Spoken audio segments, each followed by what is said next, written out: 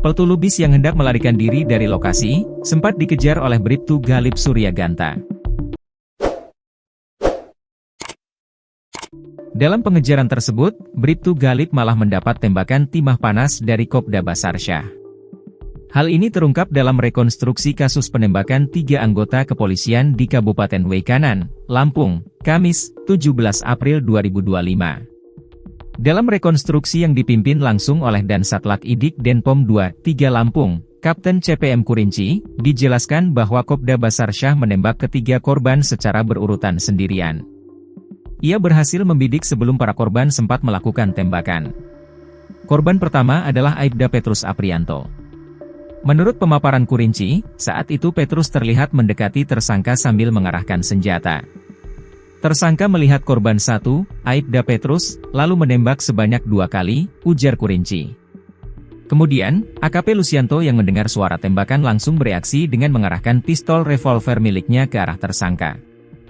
Namun, sebelum sempat melepaskan tembakan, Kopda Basarsyah sudah lebih dahulu menembak sebanyak 3 kali ke arah AKP Lucianto. Korban ketiga, Bribtu Galip Suryaganta, menjadi sasaran saat mencoba melumpuhkan tersangka lain, Peltulubis, yang hendak melarikan diri dari lokasi. Kopda Basarsyah kembali melepaskan tembakan 3 kali ke arah Bribtu Galip. Tersangka Kopral 2, Kopda Basarsyah sengaja membawa senjata laras panjang ilegal dari rumah sebelum peristiwa tragis itu terjadi.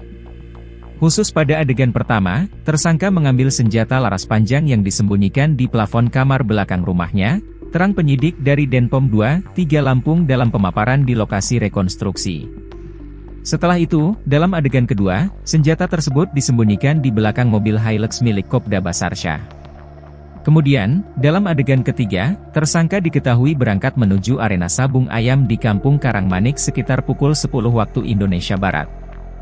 Komandan Denpom 2-3 Lampung, Mayor CPM Haru Prabowo, menjelaskan bahwa rekonstruksi ini merupakan bagian penting dari proses penyidikan terhadap kasus penembakan yang menggemparkan publik.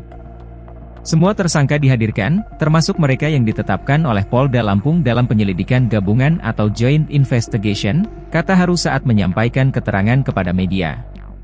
Proses rekonstruksi dilakukan secara terbuka di lapangan Satlok Korem 043 Garuda Hitam dengan pengamanan ketat.